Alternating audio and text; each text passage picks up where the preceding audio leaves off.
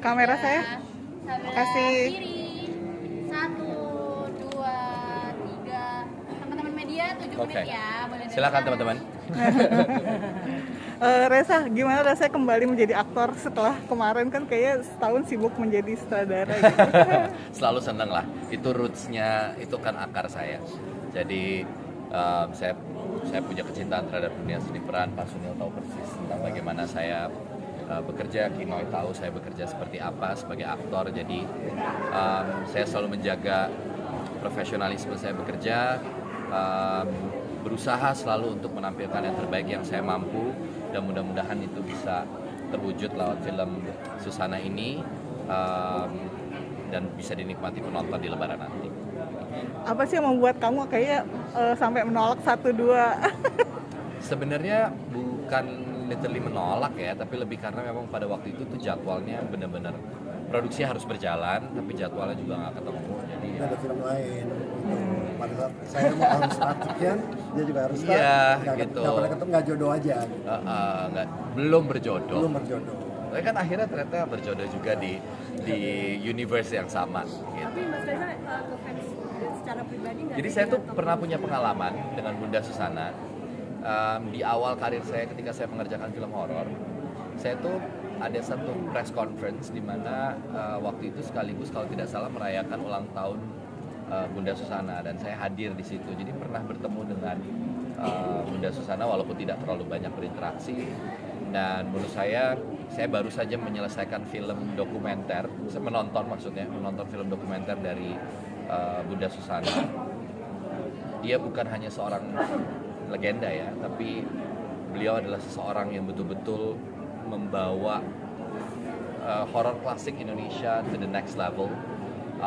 Konsistensinya, kerja kerasnya, dan beliau bisa dikatakan salah satu aktor Indonesia yang bertransisi dari eranya Usmar Ismail, di mana beliau diperkenalkan sebagai seorang aktor, terus melintasi waktu dan bertemu dengan generasi-generasi terbaru aktor-aktor Indonesia. Jadi buat saya beliau adalah sosok yang luar biasa sih. Mudah-mudahan film ini bisa meneruskan legacy.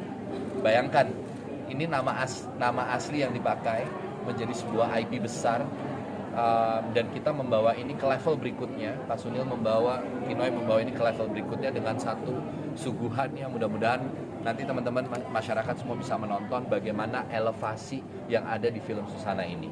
Dari mulai segi teknis, penceritaan, komposisi pemain dan lain-lain yang ditawarkan tuh menurut saya it's something bigger.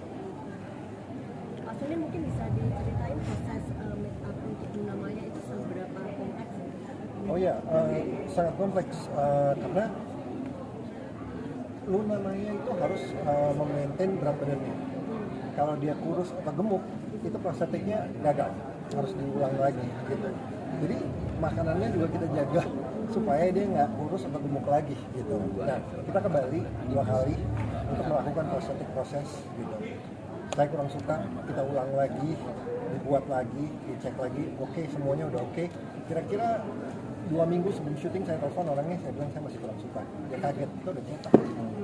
Saya bilang saya nggak bisa, ini kurang cocok buat saya.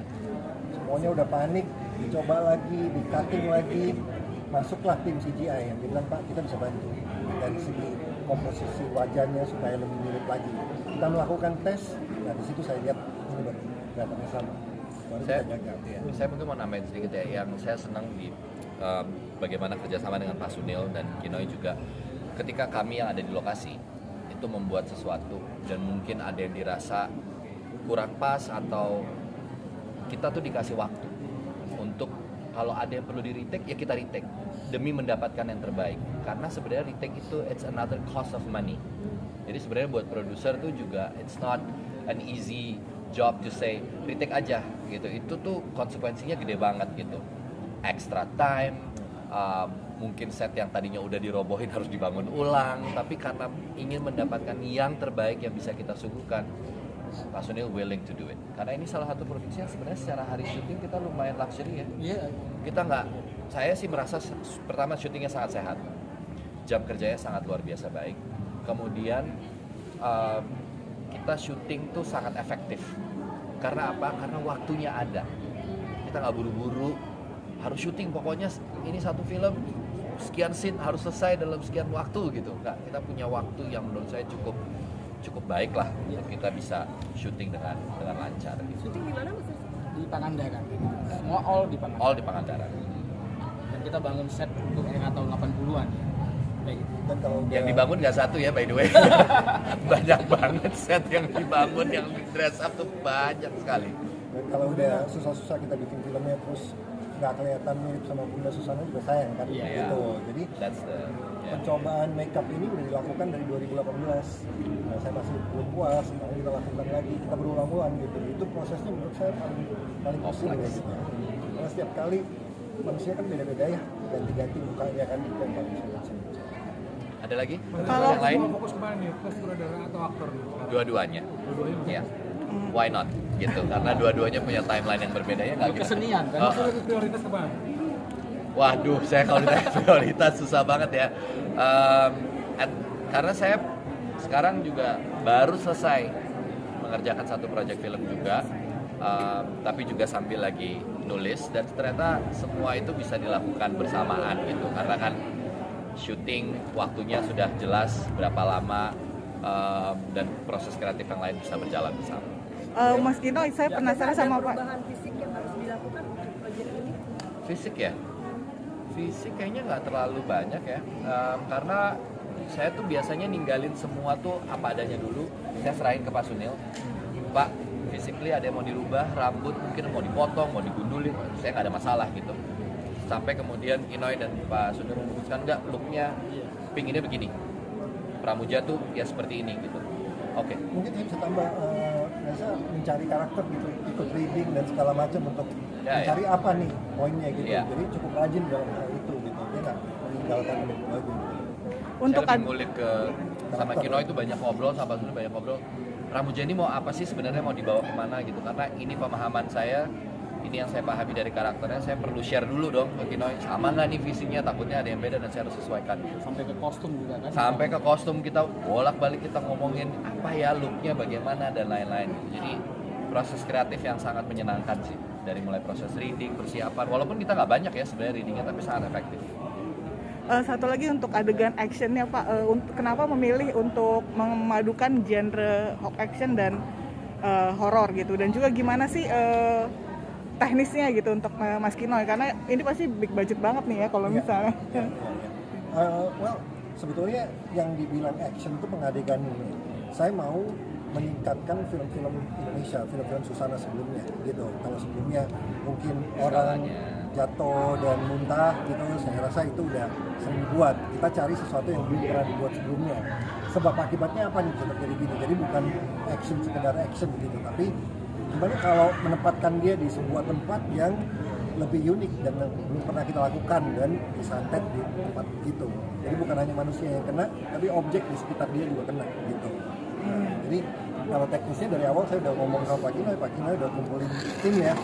Ya, sebenarnya kan gini, Susana ini kan secara cerita udah bagus.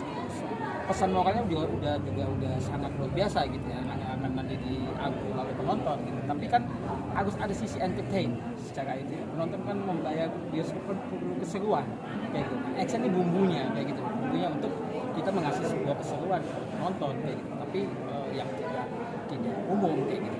Jadi tapi saya mau menggabungkan gitu teknologi dan praktikal kayak gitu. Jadi banyak sekali itu kayak apa ya, yang sesuatu keluar dari tubuh atau apa itu banyak kita juga masih membuatnya tidak praktikal ya, kayak gitu. Tapi CGI jadi lebih kayak tadi ya, kayak Makeup, wajah makeupnya betul. si Luna tadi kan, bahwa itu praktikal tapi ditacap oleh CGI. Jadi kita sepakatin gimana caranya untuk kita bikin praktikal semuanya gitu. Jadi mobil ledakan beneran. Nah. Mobil kita habiskan 4 mobil, rumah kita bakar beneran kita bakar. Hanyut, gitu. hanyut. Hanyut. Hanyut. Masuk dalam air gitu. Masuk Luna dalam sampai- air sih. Berdua direndam seharian. Gitu. Seharian kita syuting di Seharian tuh. sungai, wah mengkerut nih semua. Ya, jadi saya sama Bang Gino udah bilang kita praktikal ya, kita nggak pakai CGI supaya kelihatannya kalau mobil ditabrak dengan api, kalau pakai CGI kelihatannya pasti nggak kelihatan realistis ya. Ada satu scene, kebetulan scene itu ada di potongannya, ada di trailer. Itu satu pengalaman syuting yang baru jujur buat saya, ngelihat secara langsung eksplosif, karena biasanya tuh sesuatu yang eksplosif itu kan akan dibantu lagi diperbesar dengan CGI yang lebih masif gitu. Biasanya itu hanya kita dikasih cue bunyi aja meledak gitu terus kita kaget gitu. Ini saya ngelihat langsung dengan mata, jadi secara aksi reaksi juga memang pasti berbeda gitu. Dan Real itu. it was real gitu. It's a real explosion gitu, dengan tentu dengan keamanan dan lain-lain gitu ya, safety yang sudah dipersiapkan gitu. Kebayang besar itu ya. Tapi nggak kebayang bahwa ledakannya saya nggak expect ledakannya sebesar itu, jadi saya lumayan sempet mundur dan gila, ledakan gede banget. Tapi it was fun. Berarti itu harus one take oke ya? Harus one take oke. Iya. Itu Berapa udah kamera dipasang gitu? 2. Itu ada 2 dan tiga. ada Lain-lain. banyak dan ada Banyak nih yang lain. yang kecil-kecil. Iya. Jadi Bisa ini dibilang kan udah ini Susana yang ketiga, itu yang paling besar budgetnya. Oh udah pasti ini salah satu budget terbesar dari produksi Franchise di sana ya. saat ini. buat Pak Kina seneng dong ya ngerjain produksi dengan unlimited budget. Senang tapi ya ada beban ya. Beban Kayak banget gitu. lah. Saat produser udah mengasih kita ruang, tapi ruang itu kan harus bagaimana bisa menjadi Iya. lebih kan kayak gitu. Itu yang selalu saya pikirkan gitu. Apakah ekspektasi itu udah diterima oleh produser dan penonton nantinya kayak gitu. Jadi tidak semuluk-muluk kita dikasih besar tapi jadi semena-mena kan. Iya. Berarti BEP-nya 10 juta lebih dong Pak. Waduh. Oke. Berapa lebih besar sih dibanding dua sebelumnya, berapa besar budgetnya? Persen aja kali Pak. How many Mungkin- percent? Mungkin bisa dibilang 50, di atas 50%. Oke, teman-teman semua terima kasih banyak. Jangan lupa saksikan Susana Dosa di Atas Dosa. Lebaran ini Lebaran tanggal berapa? Ini Nay? 18 Maret 2026. 18 Maret 2022 hanya di bioskop. Terima kasih. Thank you semua. Terima kasih.